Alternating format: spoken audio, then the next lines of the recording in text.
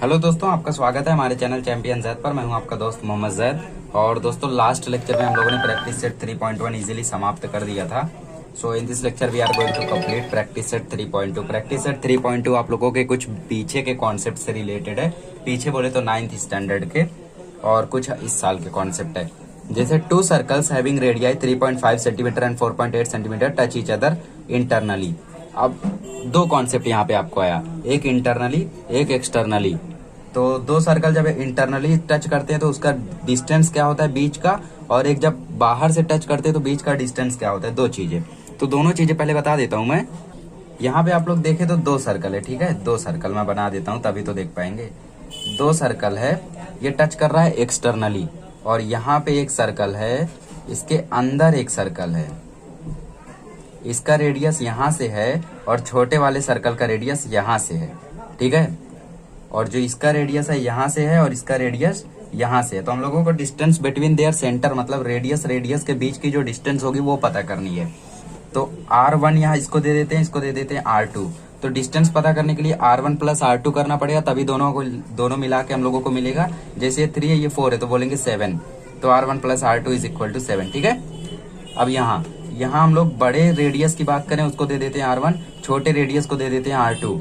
तो यहाँ पे हम लोगों को जो बीच का डिस्टेंस रेडियस के बीच का, तो ये रेडियस के बीच का डिस्टेंस छोटा सा, ये निकालने के लिए हम लोगों को बड़े रेडियस में से छोटे रेडियस को माइनस करना पड़ेगा।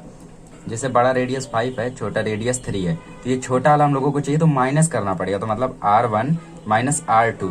और इसको बेहतर होगा आप मॉड में लिखें, ठीक है। मॉड मतलब गेम वाला मॉड नहीं, जो मैंने लास्ट ईयर 2.4 में हम लोगों ने पढ़ा था वो। क्योंकि मॉड से क्या होगा कि आपकी साइन कभी गड़बड़ाएगी नहीं। कुछ बच्चे क्या करेंगे, 3 माइनस 5 कर देंगे, -2 लिख देंगे, बट डिस्टेंस तो कभी नेगेटिव होती नहीं है।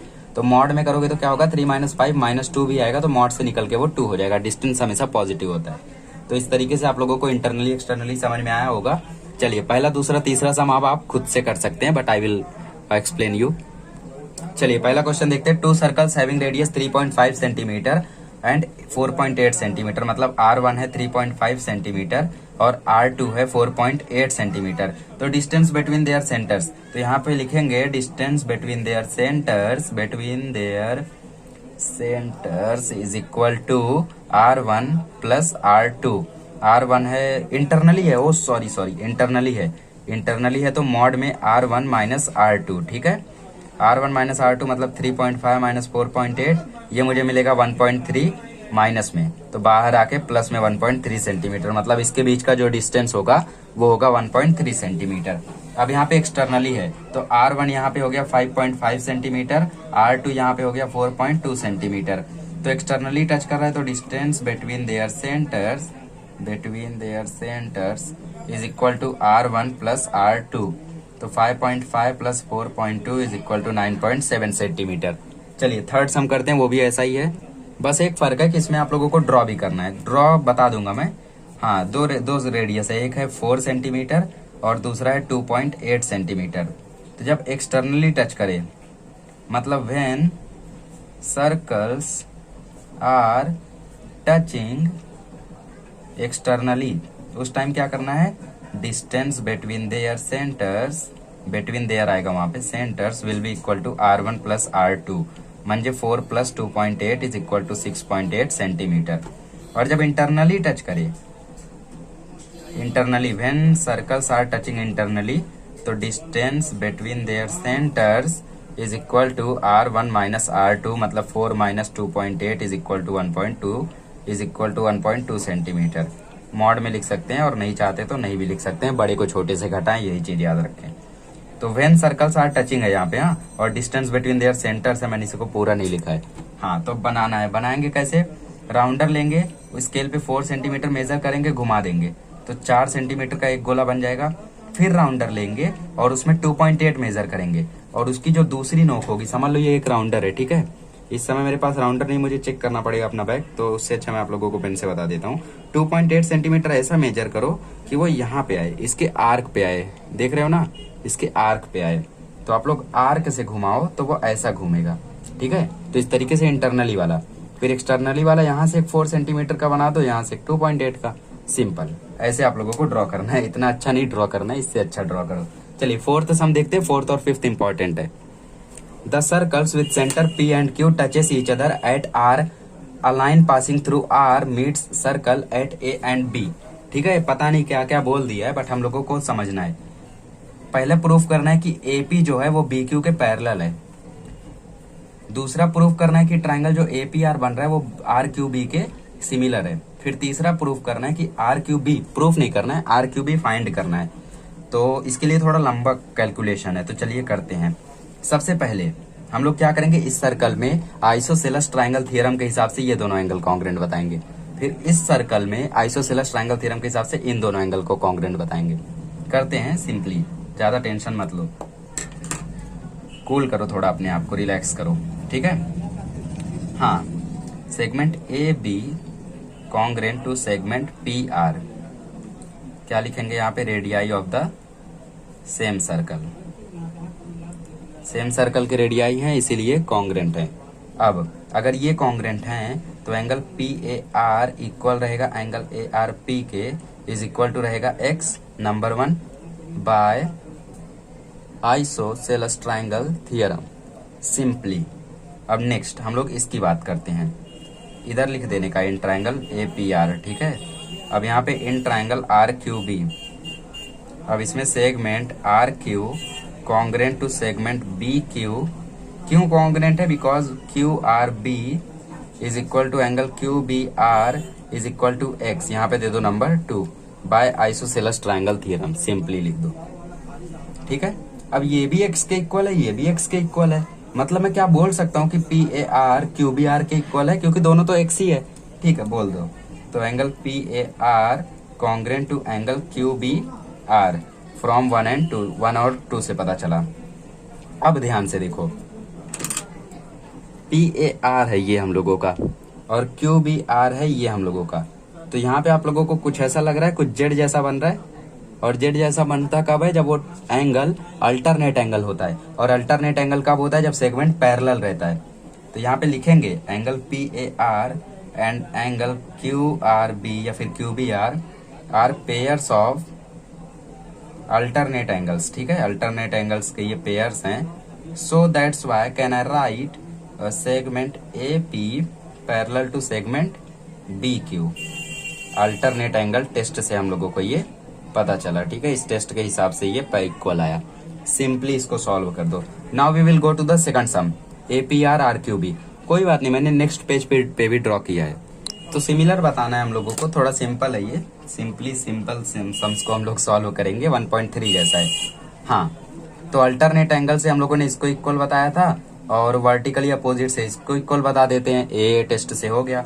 लिख दो in triangle APR, pen change करना भूल जाता हूँ, एंड ट्रायंगल RQB, इसमें क्या होगा, एंगल PAR कॉन्ग्रुएंट है एंगल RBQ के, इसको हम लोग फ्रॉम 1 and 2 से ही लिख देते हैं सीधा, ठीक है। और एंगल ARP कॉन्ग्रुएंट है एंगल BRQ के, और इसका रीजन है वर्टिकली अपोजिट एंगल्स। दोनों कॉन्ग्रुएंट हो गए, मतलब ट्रायंगल APR सिमिलर है ट्रायंगल RQB के, किस टेस्ट से, AA टेस्ट से। सिंपली हम लोगों ने इसको प्रूफ कर दिया। अब नेक्स्ट हम लोगों को कुछ फाइंड करना है, पर क्या फाइंड करना है वो मुझे एक बार फिर से चेक करना पड़ेगा। हाँ, तो हम लोगों के पास PAR है 35 डिग्री और फाइंड करना है RQB मतलब ये, ठीक है। एकदम ध्यान से आप लोग इस सम को करो, ठीक है। सबसे पहले हम लोगों को याद करना होगा, हम लोगों ने क्या बताया था, एंगल PAR इक्वल है एंगल ARP के, बताया था ना हम लोगों ने, ये किसके इक्वल था, x के। और but angle PAR is equal to 35 degree, therefore angle ARP भी हो गया 35 डिग्री के। ये हम फ्रॉम 1 से लेकर आए हैं, ठीक है, 1 में हम लोगों ने बताया था ARP हो गया 35 डिग्री। ध्यान से आगे बढ़ते जाओ। अब हम लोग फाइंड करेंगे QRB कैसे पता चलेगा, वर्टिकली अपोजिट से। यहाँ पे लिखेंगे angle ARP congruent to angle BRQ, vertically opposite angles, therefore angle BRQ is equal to 35 degree. आप लोग समझ गए होंगे अब मैं क्या करना चाहता हूँ, मैं BRQ और RBQ फाइंड करूंगा उससे, और फिर QBR अपने आप निकल जाएगा। अब आइसोसेलेस ट्रायंगल जो फ्रॉम 2 में हम लोगों ने क्या बताया था कि एंगल BRQ इक्वल है एंगल QRB के, sorry, B R Q, Q R भी एक ही बात है। क्यू बी आर थोड़ा सा चेंज करना पड़ेगा। Q B R is equal to x है, ये हम लोगों ने 2 में बताया था, याद है? याद नहीं है तो याद कर लो, थोड़ा सा वीडियो को पीछे कर लो। Therefore angle Q B R will be also equal to 35 degree. 2 चीजें हो गई। अब एक ट्राइंगल का पूरा मेजर होता है 180 डिग्री, ठीक है? तो in triangle B R Q angle B plus angle R plus angle Q is equal to 180 degree. चाहे तो आप लोग तीनों नाम लिखे, हाँ, ये मैंने इजी के लिए बताया है। Sum of all angles of triangles is 180 degree, simply आप लोग ऐसा बताएं। अब हम लोगों को फाइंड करना है क्यू, बाकी सब कितना है? 35 है। 35 plus 35 angle Q is equal to 180 degree. 70 plus angle Q is equal to 180 degree. Angle Q is equal to 180 minus 70, angle Q is equal to 110 degree. पता चला एंगल क्यू कितना है? सिंपली फाइंड किया, बस थोड़ा सा बड़ा है, बाकी कुछ ऐसा हार्ड नहीं है इसमें जिससे हम लोग डर जाएं। सम्स इजी हैं, ठीक है? बस आप लोगों को लॉजिकल रहना पड़ेगा। अब क्वेश्चन 5 करते हैं, लास्ट सम। थोड़ा हार्ड है बट फिर भी इजी बनाएंगे। चलिए, ये भी 2 पेज का सम है। तो 2 पेज का है, इसका मतलब ये नहीं कि डर जाएं। क्वेश्चन बहुत बड़ा लिखा था, मैंने छोटा कर दिया। Find the length of segment CD. CD एक टेंजेंट है, इसका लेंथ पता करो। अगर रेडियस 4 सेंटीमीटर है और 6 सेंटीमीटर है, देख के बता सकते हैं कि हम लोग कि किसका रेडियस 4 होगा, किसका रेडियस 6 होगा। किसका होगा? बड़े का 6 होगा या छोटे का? ऑफ कोर्स बड़े का 6 होगा। तो यहाँ पे ये हो गया रेडियस इसका, ठीक है? रेडियस बना लो। ये हो गया 6 सेंटीमीटर, ये भी होगा 6 सेंटीमीटर, ये हो गया 4 सेंटीमीटर, ये भी होगा 4 सेंटीमीटर, ठीक है? अब यहाँ पे हम लोगों को क्या बनाना पड़ेगा? एक क्वाड्रिलेटरल बनाना पड़ेगा। तो यहाँ से कंस्ट्रक्शन करना पड़ेगा और इसको दे देते हैं हम लोग, ए बी सी डी है, एन दे देते हैं, थोड़ा इजी पड़ेगा, ठीक है? यहाँ पे लिखना पड़ेगा आप लोगों को construction. Draw segment C N parallel to segment A B. अब देखोगे तो ये दोनों पैरेलल है और ये रेडियस है, ये भी एक दूसरे के पैरेलल है। तो पैरेलल पैरेलल पैरेलल से क्वाड्रिलेटरल का नाम याद आता है। यार याद नहीं आ रहा है क्या? आपको याद आ रहा है? जी हाँ, A B N C is a parallelogram. ये पैरेललोग्राम का साइन है। तो पैरेललोग्राम में क्या होता है हम लोगों का कि अपोजिट साइड सेम होता है, ठीक है? तो हम लोग क्या करेंगे, आपको बता देता हूँ, सस्पेंस हटा देता हूँ। ये रेडियस है, ये टेंजेंट है, तो ये राइट एंगल ट्रायंगल होगा, ठीक है? राइट एंगल ट्रायंगल हो गया सी एन डी। हम लोगों को सी डी फाइंड करना है, तो पाइथागोरस से फाइंड करेंगे, बट वो करने के लिए हम लोगों को सी ए मालूम रहना चाहिए जो कि है, और सी एन मालूम रहना चाहिए जो कि हम लोग निकालेंगे, ठीक है? तो ए बी यहाँ पे एक और दे देते हैं, इसको हम लोग डिस्टेंस बिटवीन सेंटर निकाल सकते हैं।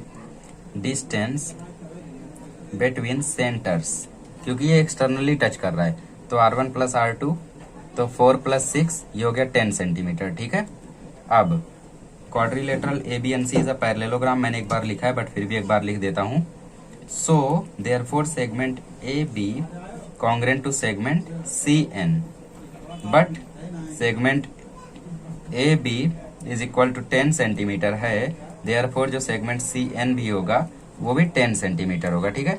तो CN हम लोगों को 10 मिल गया और AC हम लोगों का कितना है? 4 है, बट हम लोगों को DN चाहिए। मैंने पिछली बार बताया नहीं, बट हम लोगों को DN चाहिए, क्योंकि इस ट्रायंगल को बाहर ही निकाल देता हूँ यार, कंफ्यूज हो रहे हो। CND, ठीक है? ये राइट एंगल है, ये राइट एंगल है, इसके सामने वाली साइड हाइपोटेनस है, जो कि हम लोगों को 10 मिल गई, बट ND चाहिए, ठीक है? तो BD हम लोगों का रेडियस है और रेडियस बोला है हम लोगों का 6 सेंटीमीटर। तो DB कितना होगा? पूरा DB हम लोगों का 6 सेंटीमीटर है। और अब हम लोग AC को NB के कॉन्ग्रेंट बताएंगे। Segment AC congruent to segment NB, क्यों? Opposite sides of parallelogram are congruent, यही सेम प्रॉपर्टी यहाँ पे भी डाल देना। तो but segment AC is equal to 4 centimetre है, therefore segment NB is equal to 4 centimetre हो जाएगा, ठीक है? अब नेक्स्ट पेज पर चलते हैं, चलिए देखते हैं। तो ये 4 सेंटीमीटर है, तो NB भी 4 हो गया। लास्ट में मैंने दिखाया क्या? हाँ, ठीक है। तो NB 4 हो गया, 4 सेंटीमीटर, और DB ऑलरेडी 6 सेंटीमीटर था। तो DN अब मुझे लगता है कि हम लोग फाइंड कर सकते हैं। कैसे?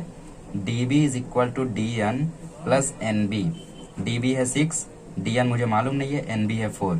तो 6 minus 4 is equal to DN, 2 is equal to DN, DN is equal to 2 centimetre. अब मुझे DN भी मालूम है, CN भी मालूम है, तो DC फाइंड कर सकता हूँ क्या? बिल्कुल कर सकता हूँ। चलिए पाइथागोरस थ्योरम लगाते हैं। In triangle CND angle D is equal to 90 degree by tangent theorem, TT tangent theorem समझ लो। अब CN square is equal to CD square plus DN square. CN square मतलब 10 का स्क्वायर, CD स्क्वायर मतलब मालूम नहीं है, DN का स्क्वायर मतलब 2 का square. 100 is equal to CD square plus 4, 100 माइनस 4 is equal to CD square, 96 is equal to CD square. अब रूट ले लेता हूँ, ठीक है, taking root on both side. फिर से पेन चेंज करना भूल गया और देयरफॉर लगाना भी। तो CD is equal to root 96, 96 का रूट कैसे निकालें? 6 1 जा 6 6 जा 36, 2 8 जा 2 4 जा 4 1 जा, तो यहाँ पे 4 रूट 6 आएगा हम लोगों का, ठीक है। तो मुझे आंसर क्या मिला? 4 रूट 6 सेंटीमीटर CD की लेंथ। भाई बस कॉम्प्लिकेटेड सम था, लॉजिकल सम था, बाकी लेंथ बड़ी थी बट इजी सम था। बता देता हूँ दोबारा। हम लोगों को रेडियस मालूम था 4 4 6 6। हम लोगों ने पहले ये पूरा प्लस करके 10 निकाला और कॉन्स्ट्रक्शन किया था, तो ये 10 हो गया पैरेललोग्राम का अपोजिट साइड। पूरा 6 था तो DB हम लोगों का 6 था, बट जो NB था वो हम लोगों ने 4 बताया अपोजिट साइड से। अब 6 में से 4 निकाल के हम लोगों ने DN निकाला और CN अपोजिट साइड से निकाला, पाइथागोरस लगाया, CD आ गया। सिंपल। तो इस तरीके से आप लोग प्रैक्टिस सेट 3.2 सॉल्व कर सकते हो। नेक्स्ट लेक्चर में हम लोग प्रैक्टिस सेट 3.3 सॉल्व करेंगे अगले लेक्चर में, और उसके बेसिक कॉन्सेप्ट और पूरी एक्सरसाइज एक ही वीडियो में देख लेंगे। चलिए मिलते हैं अगले लेक्चर में।